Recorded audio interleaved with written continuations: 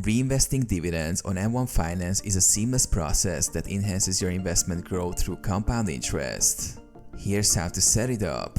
Log in. Open the M1 Finance app or visit the website and log into your account. Access your portfolio.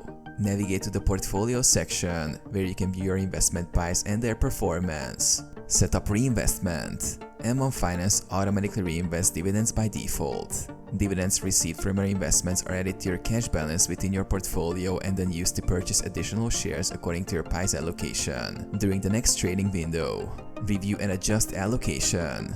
Ensure your pies allocation settings are up to date.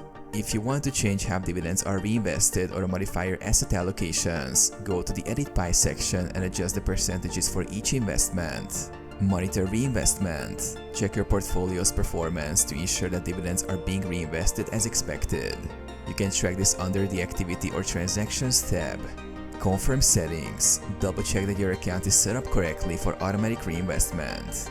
If you have specific preferences for dividend reinvestment, adjust your pie allocations accordingly.